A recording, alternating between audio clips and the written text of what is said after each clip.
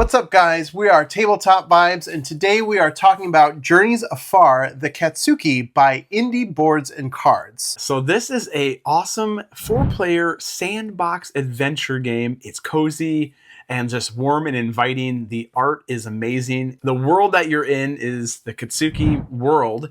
And the cool part about this game is there's multiple characters in this game, but you all control and have a home world that you'll be starting in.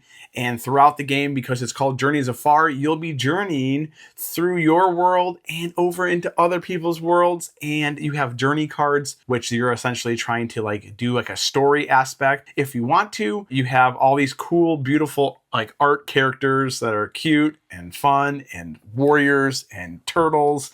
Girl with a Bow, which is Travis Chance, who made Forsaken and Western Legends. It was modeled after his daughter, and she had this idea for the world. So it's just this really inviting world that takes you on a journey afar. What I really appreciated is very clearly well thought out. Yeah. The lore is well established for each character, and there's a bunch of different characters to choose from. Yeah, so there's a really high degree of replayability, because even if you do choose the same character, there's different storylines that you can choose even from within that character. Yeah, from easy, medium to hard, to keep challenging you. You can play this game up to 4 players, and you're going to lay out your world, your player board in front of you. You've got a bunch of cards. You've got Ronin cards, market cards, spirit cards, that for all of the players, they're all going to get shuffled in together, and that those are going to form the deck that all players use, which is great because certain things in the game are going to come from different worlds, and as such, they might benefit different people more than others, but everyone's going to get some kind of a benefit. For example, and we're getting a little bit ahead of ourselves, but I just have to rub this in Adam's face a little bit. I was doing very well in the last game that we played. I had gold. A little generous. I had silver. Okay, he did. Silver and gold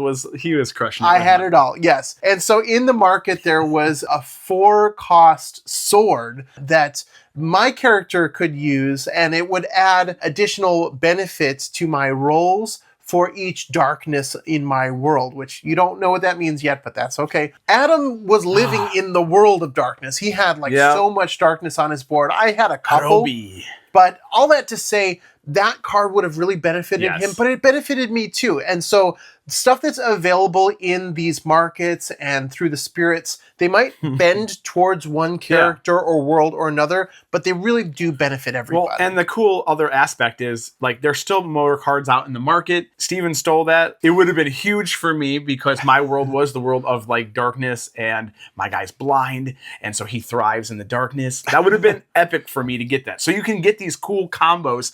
They're not game breaking, but they're just really powerful. If you get certain items triggered together, you can do really cool things. And I was playing as Niwashi. I called him Turtle Man because that's just an easy way to do that. He lived in the world of Memori, which is kind of like the Garden of Sleep, Garden of Dreams. And it's kind of the birthplace of these godlike figures called the Ancients, which roam around all the worlds, but make their home at kind of this temple area in Memori. So the lore, wise turtles. Yeah, the lore is just really fleshed out. The turtle was like the gardener, very wise, traveling around his world, trying to stay on the good side of the Ancients. So there's so much that I could do within my realm. But the cool thing is that as you progress through the story, you will need to visit other worlds. And the game is set up in such a way where it doesn't matter the combination of which characters, which worlds are in play. Everything is going to work in any possible combination of characters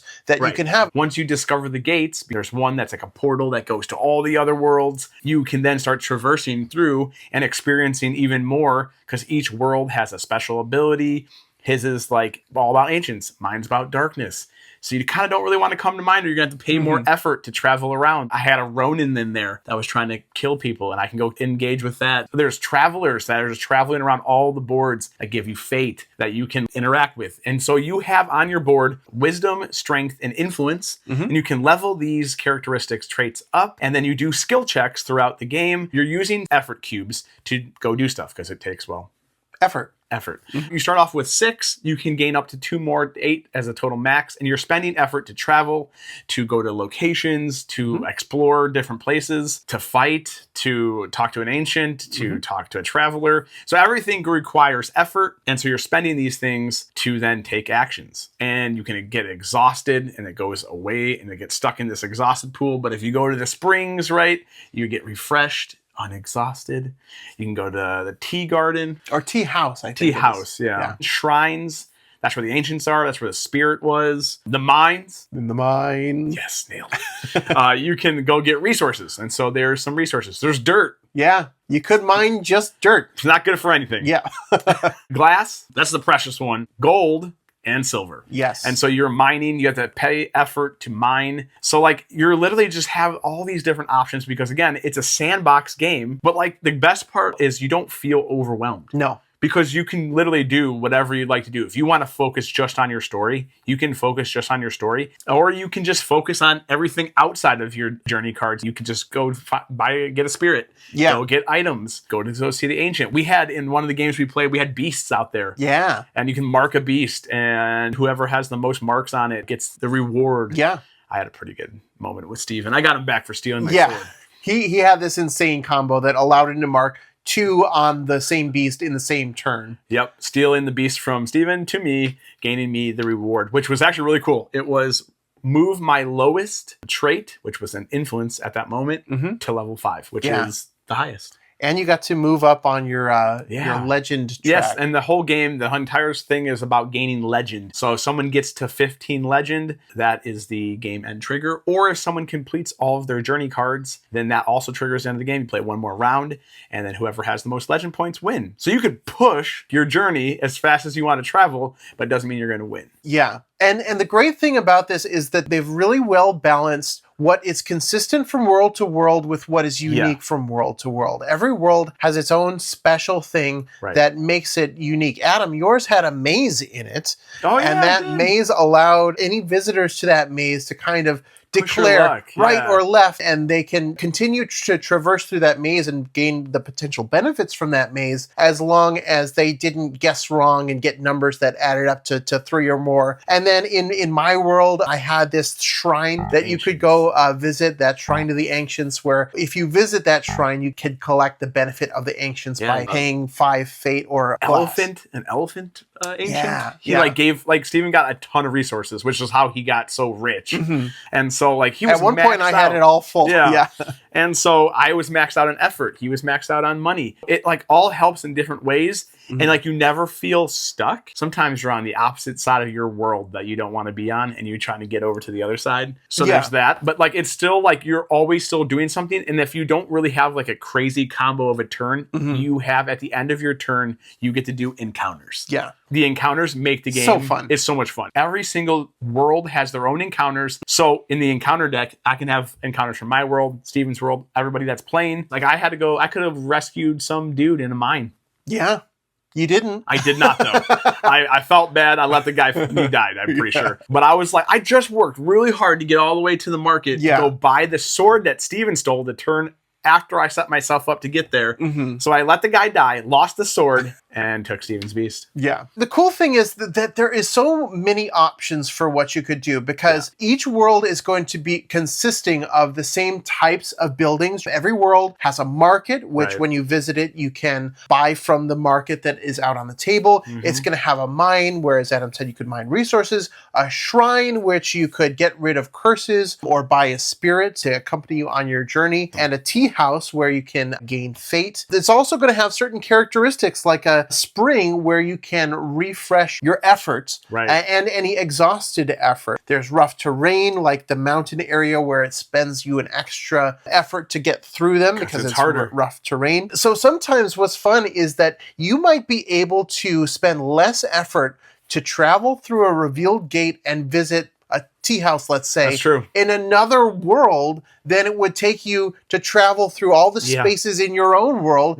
to get to your tea house. So you're constantly looking at not only your own world board, but all of your friends. And so there's a lot of player interaction. Everyone's reading aloud their flavor text and their story of their particular journey that they're on. So you're all getting invested in each other's reading stories each other's as well. encounter cards, because you, like, if Steven has an encounter, I read it. So it's like constant lore, constant story. You're achieving things are coming to you. You get to pick good and bad, and like there's never actually, like, I mean, I guess there is bad, but you can get curses. Your hero could get like killed-ish, where like if you run out of life, so like my guy had 2 health, Steven's had 1. If you run out of health during battles, you take a curse and then you get your health back. And so curses are -1 legend at the end of the game. And there's also other maps that, like, we won't go into all of them because we want to like do spoilers, but like one has like a casino, like and there's like a bunch of mini games with every single world that they have. They all have their own unique abilities that you're going in there and able to do. One of the worlds is seafaring, where you can travel through that space more simply because the sea kind of connects all these various islands. You're like on like an airboat thing going island to island. You have one that's a bunch, there's like beasts, volcanoes are all over the place, and like it's probably like the jungle-ish feel. So yeah, there's just so much cool things that you can do. I got to play this game with Travis at Origins this year, and I mean, I was like, this is amazing. I also crushed all of them. I did. So when he was showing me this game, his passion is, and the ideas that came from this is just phenomenal. And you feel when you're playing it like the spirit of the game, and you get into the lore, and you honestly, you want to play it again, and switching characters, and I want to try that world. So there's also even going to be 2 more worlds possibly. This is again a prototype, so there's going to be, there might be more characters, might be stretch goals, who knows. But the journey of Afar is going to be amazing. So we're so excited for this. It's so well done. The artwork, the humor on the cards is great. The mechanics are good. You could tell everything's been really dialed in. So I would highly recommend this game. So like, subscribe, and comment what world you would want to be in. So we'll just go over them real quick. Ancients, beasts, darkness, airboat, casino. Those are like, we'll just go with those 5 for now. Let us know which one you would want to start in. And like, subscribe, comment. And if you like these videos, make sure you subscribe to our Patreon. We would appreciate it. And we're Tabletop Vibes, and we check you next time.